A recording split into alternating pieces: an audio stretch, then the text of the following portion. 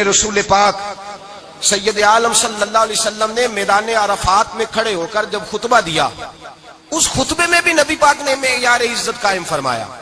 ہم اپنے اپنے معیار بنائے بیٹھے ہیں، میری برادری بڑی تو میں عزت والا ہوں، میرا قبیلہ بڑا تو میں عزت والا ہوں، اس شہر میں میرے لوگ بڑے تو میں عزت والا ہوں۔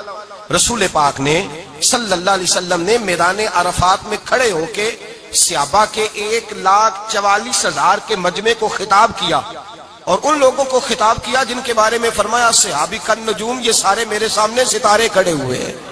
ستاروں کو بات دی اور یہ بھی فرمایا بلغوا عنی ولو آیا، اب یہ باتیں لے کے دنیا میں نکل جانا، لوگوں کو بتلانا۔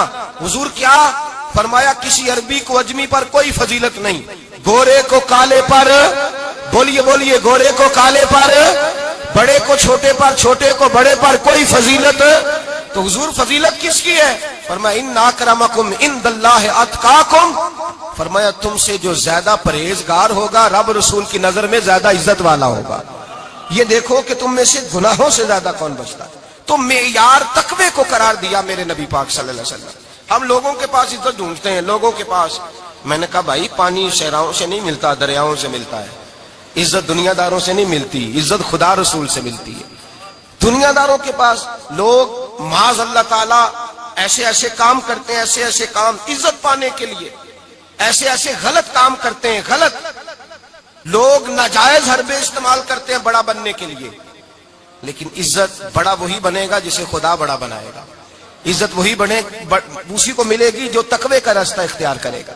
اگر غلط راہیں اختیار کر کے لوگ عزت پا سکتے، آج لوگوں نے ناجائز پیسہ اکٹھا کیا، بڑی بڑی بلڈنگوں میں بیٹھ گئے تو پھر عزت مل گئی ہے؟ اس پیسے نے رسوا کر دیا، وہ پیسہ رسوا کر رہا ہے، وہ بڑی بڑی جاگیریں، وہ محلات وہ رسوا کر رہے ہیں۔ میرے بھائی عزت وہاں نہیں۔ ایک بادشاہ گزرا ہے ایران کا، بہت بڑا رئیس تھا۔ ایک اور دوسرے بادشاہ نے، اس کا نام مکران شاہ تھا، اس نے اس بادشاہ سے جنگ کی۔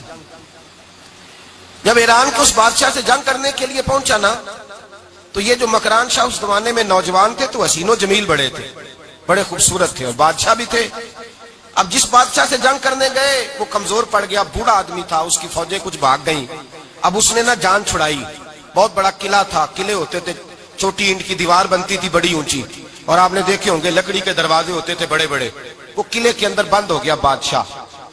اب وہ خفیہ اس نے جگہ رکھی ہوئی تھی، بادشاہوں نے بنایا ہوتا تھا کہ جب ہم نے بھاگنا ہے، اگر بھاگنا پڑا تو چھپنا کہاں ہے، وہ پہلے سے ہی راستہ تیار کر کے رکھتے تھے۔ اس نے وہ قلعہ بنایا ہوا تو چھپنے کے لیے چھپ گیا۔ اب مکران شاہ کہتا ہے کہ میں نے سخت جدوجہد کی، سخت، کہ کوئی راستہ مل جائے اندر جانے کا، یہ باہر نکلے، لیکن وہ کوئی راستہ ہی نہ ملا۔ اس بادشاہ کی شہزادی چھت پہ چڑھی، مکران شاہ حسین و جمیل، خوبصورت نوجوان اور شہزادہ، نظر پڑی تو عورت تھی، مائل ہو گئی۔ اس نے پیغام دیا، رکا لکھ کے بھیجا، کہنے لگی اگر تو میرے ساتھ شادی کا وعدہ کرے تو میں تجھے خفیہ راستہ بتا دوں گی اندر آنے کا، اس لیے کہ باپ تو میرا اب کمزور ہو ہی گیا ہے، اور پھر تو نوجوان ہے اور تیری خوبصورتی اور تیرے جاہو جلال نے مجھے مائل کر لیا ہے۔ میں اگر تو وعدہ کرتا ہے شادی کا تو میں تجھے راستہ بتاتی ہوں۔ بادشاہ کو تدبیر کی ضرورت تھی، اس نے کہا میں تیار ہوں، تو راستہ بتاؤ۔ اس نے راستہ خفیہ بتایا۔ وہ مکران شاہ کہتے ہیں میں وہاں سے اندر گھسا، بادشاہ کو پکڑا، اس کے باپ کو قتل کیا، اس کے علاقے پہ قبضہ کیا، اس عورت کو لیا، آ گیا، شادی کر لی۔